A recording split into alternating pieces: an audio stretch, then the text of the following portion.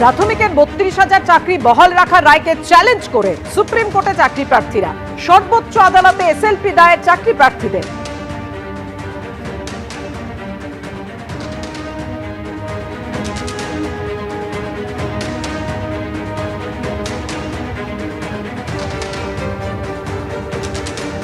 তেসরা ডিসেম্বর প্রাথমিকের ৩২,০০০ চাকরি বহাল রাখে হাইকোর্ট। বিচারপতি তপব্রত চক্রবর্তী ডিভিশন বেঞ্চের রায়কে চ্যালেঞ্জ।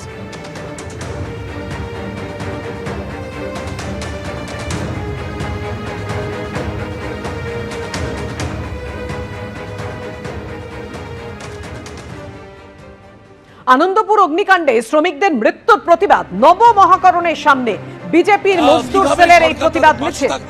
সেই প্রশ্ন করতেই তারা যাচ্ছেন এমনটাই আমি কথা বলবো।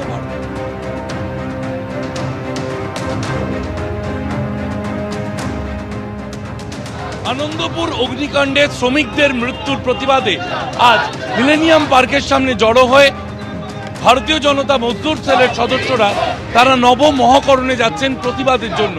এবং সেখানে এই যে শ্রমিকরা যাদের মৃত্যু হয়েছে তাদের আর্থিক সাহায্যের বিষয় কি ভাবা হয়েছে এবং কিভাবে সরকার তাদের পাশে থাকছে সেই প্রশ্ন করতেই তারা যাচ্ছেন। আনন্দপুরে যে নৃশংস ঘটনা ঘটেছে, যে পরিবারগুলো চলে গেল, সেই পরিবারগুলো নিঃশেষ হয়ে গেল, লেবারগুলো, সেই শ্রমিকদের দাবি কোথায়?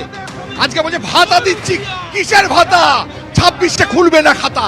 আমাদের তো দাবি একটাই, পশ্চিম বাংলায় যে দুর্নীতি সরকার আছে, এই তৃণমূল পার্টি যেভাবে দুর্নীতি করছে, শ্রমিক সংগঠনকে মর্যাদা দিচ্ছে না, সেই কারণে আজকে আমরা রাস্তায় নেমেছি।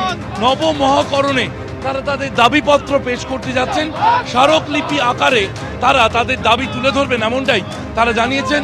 এবং এই শ্রমিকদের পাশে দাঁড়াতে সরকারের কি কি করণীয় এবং তারা কি কি করতে পারেন সেই প্রস্তাব তুলে দেবেন বিজেএমসির সদস্যরা। নবমহাকরণের সামনে বিক্ষোভ চলছে এবং এই নবমহাকরণেই কিন্তু রাজ্য সরকারের শ্রম দপ্তর ভারতীয় জনতা মজদুর সেল, সেই মজদুর সেলের পক্ষ থেকে তারা আজকে একেবারে আমরা দেখলাম যে মিলেনিয়াম পার্ক থেকে তারা মিছিল করে এলেন এই নবমহাকরণ। এবং সেই মিছিল আমরা দেখতে পাচ্ছি তারা নিয়ে এসেছেন নবমহাকরণে।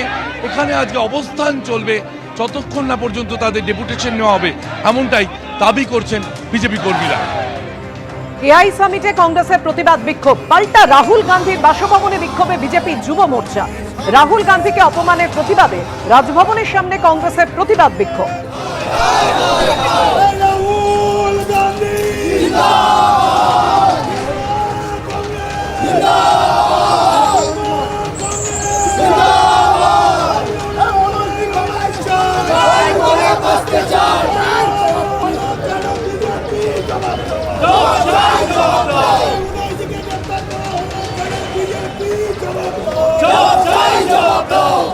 ভারত মণ্ডপনে যেভাবে দিল্লির বুকে এআই সাবমিটের অনুষ্ঠানে ভারতবর্ষের যুব কংগ্রেসের কর্মীরা যে বিক্ষোভ দেখিয়েছিল পিএম কম্প্রোমাইজ, সেই পিএম কম্প্রোমাইজের এখনো অবধি প্রথমে 5 জন, পরে ভারতবর্ষের যুব কংগ্রেসের সর্বভারতীয় সভাপতি উদয় ভানু চিফজিকে অন্যায়ভাবে গ্রেপ্তার করে রেখেছে। বিলম্বে যেন ভারতবর্ষের যুব কংগ্রেসের সভাপতিকে নিঃস্বার্থ মুক্তি দেওয়া হয়।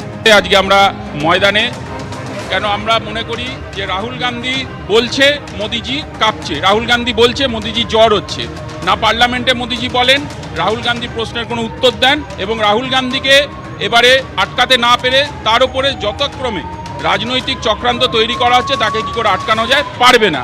এবং তৎস আমরা বলি যে উদয় ভানু চিফ, সর্বভারতীয় যুব কংগ্রেসের সভাপতিকে যেভাবে আটক করেছে দিল্লি পুলিশ, বিজেপির দলদাস, লজ্জা হওয়া উচিত। তাই আমরা সবাই মিলে, সকলে মিলে প্রতিবাদ জানাই এবং রাহুল গান্ধী দেশের গর্ব, আটকাতে পারবে না বিজেপি। পয়লা March senior deputy election commission